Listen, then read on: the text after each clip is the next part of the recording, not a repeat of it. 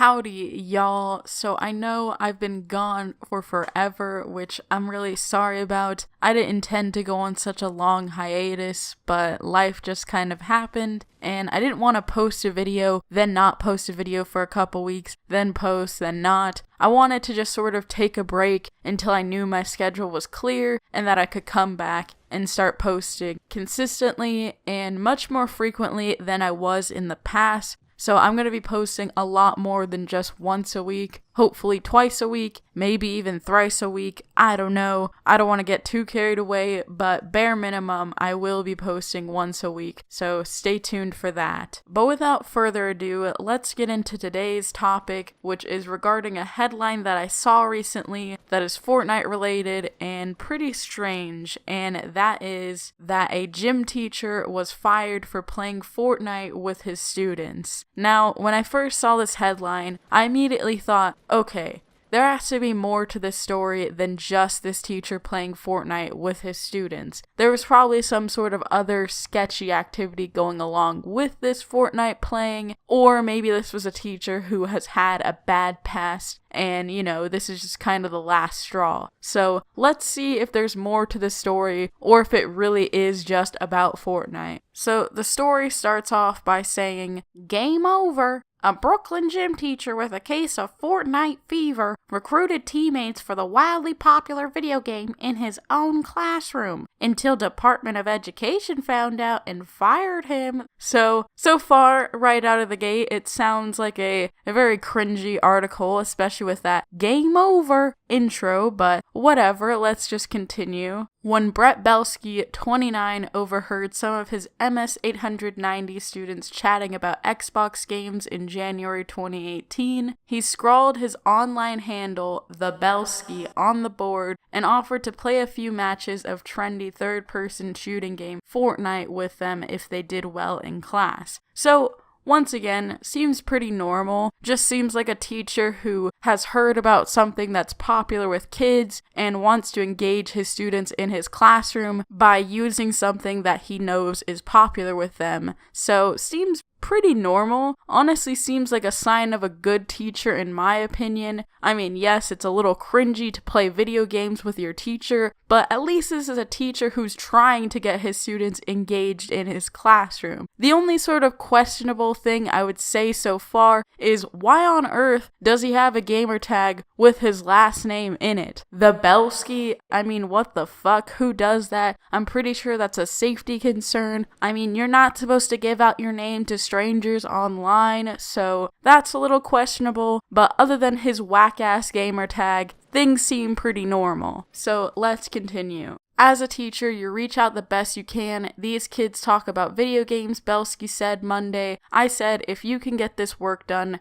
maybe I'll play against you. I saw their eyebrows go up, he said, adding that he told the kids to get parental consent before playing against him. So like I said, this is a teacher who's trying to get his students motivated for his classroom by bribing something that they like, which is pretty normal for a teacher to do. And on top of that, he even made sure that they had parental consent before playing the game. Now, I do believe that this parental consent wasn't written consent, considering the fact that he got fired, so that was probably a mistake on his part, but the intention was still there. Seems like it was pretty unreasonable that he got fired so far, but let's continue. Belsky held up his end of the deal in March 2018, playing the game online for about 20 minutes with two pint-sized players, ages 11 and 12, according to a city report on the incident. The 11-year-old player mentioned the unusual pairing to his dad, who reported the gaming session to the Kensington school's principal the next day.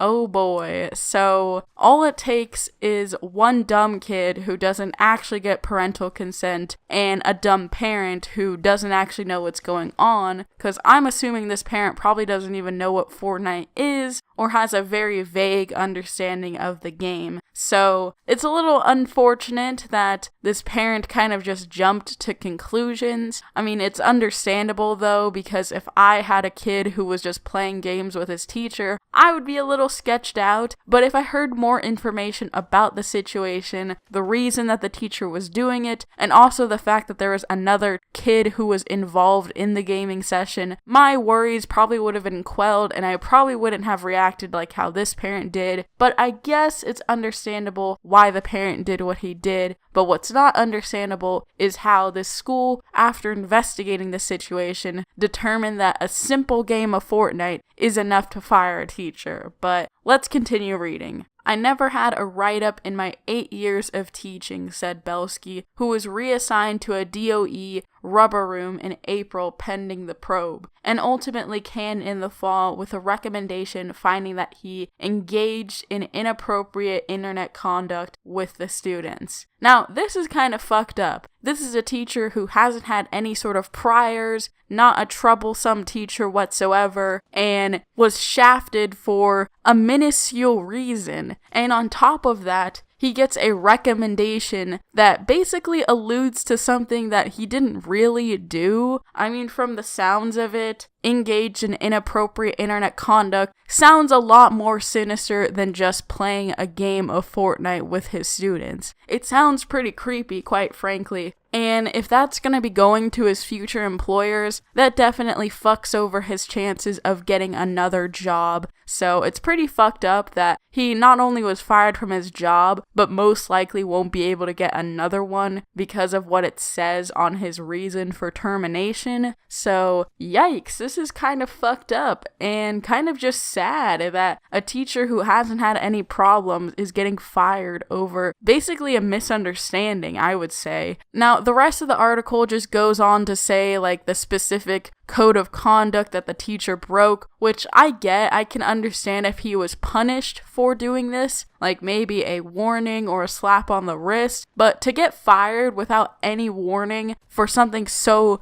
minuscule seems pretty ridiculous and pretty sad. Now, I do have to admit that it is cringy that this teacher played with his students. I mean, I would be cringed out if my teacher wrote their Xbox gamer tag on the board. I'd be like, okay, this is kind of weird. But, you know, I wouldn't be like, this teacher should be fired. How dare he try and play Xbox with us? Ugh, disgusting. But, yeah, I don't know. The situation's pretty ridiculous. This teacher shouldn't have gotten fired, in my opinion. But, you know, it be like that, I guess. So that about does it for this story, but it doesn't do it for this video because I have a bonus story. Woohoo! So the bonus story is related to Fortnite as well, and it's regarding the Prince of Bel-Air bitch, the guy who made the Carlton, the guy who was suing Fortnite because of the Carlton. Well, we've got some good news, and that is that this guy cannot copyright the Carlton dance move, which means that his lawsuit against Epic Games will basically fall through, as it should, because I don't think anyone should be able to profit that much off of one shitty dance move, just like 2 Milli and the Backpack Kid. They don't deserve to get millions of dollars just because a game was able to use their shitty dance move to make money. So yeah, I'm pretty glad that their fucking lawsuits are going to trash, which I predicted. I knew all along that there was no legal standing for any of these cases, so I'm pretty happy about this news. But